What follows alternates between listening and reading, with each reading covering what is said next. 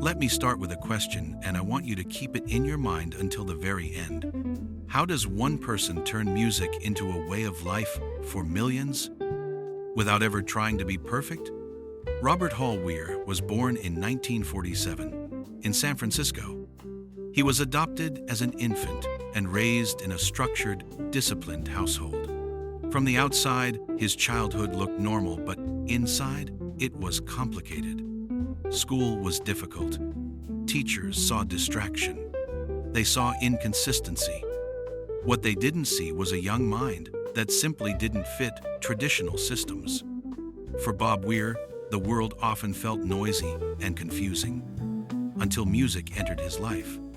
At the age of 13, he picked up a guitar, and something clicked. Music didn't judge him. It didn't ask him to conform.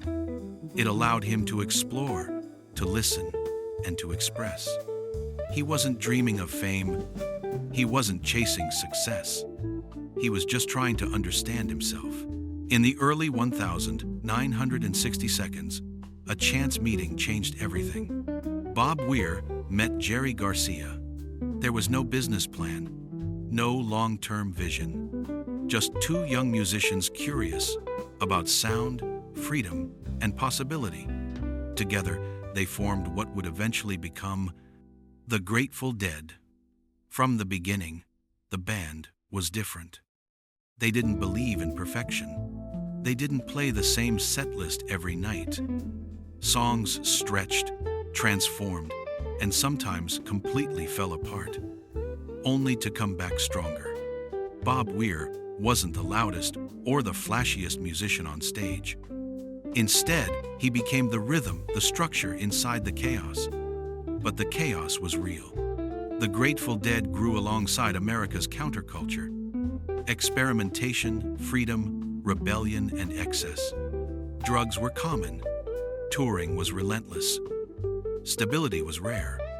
At one point, Bob Weir was even fired from his own band.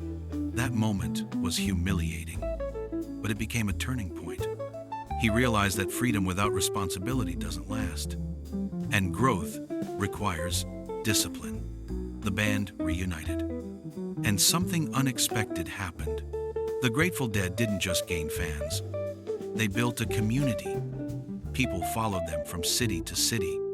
Concerts became gatherings. Music became identity. Deadheads weren't consumers, they were participants. But mainstream success remained limited. Critics dismissed them. Radio ignored them. Still, the band played on. And then, in 1995, everything changed. Jerry Garcia died. For many, that was the end of the Grateful Dead story. For Bob Weir, it was the most painful chapter of his life. He lost a friend, a creative partner, a brother.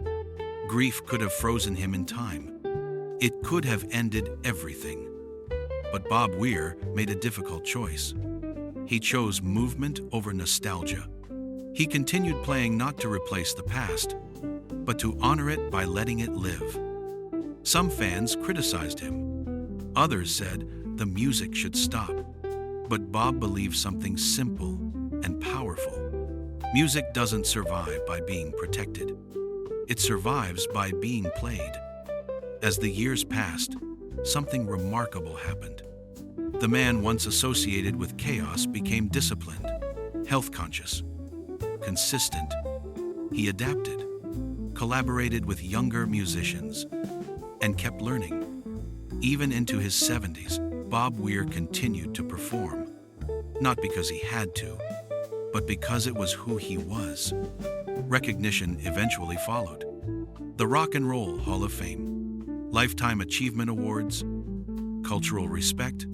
But Bob Weir never behaved like someone finished with life. He kept showing up. Now let's return to the question we started with. How does one person turn music into a way of life for millions? Without ever trying to be perfect? The answer is this: by staying honest longer than others stay relevant, by choosing growth over comfort, by continuing even when the story becomes complicated, Bob Weir's legacy isn't about flawless success. It's about evolution, resilience, and presence. Not a perfect life, a lived one.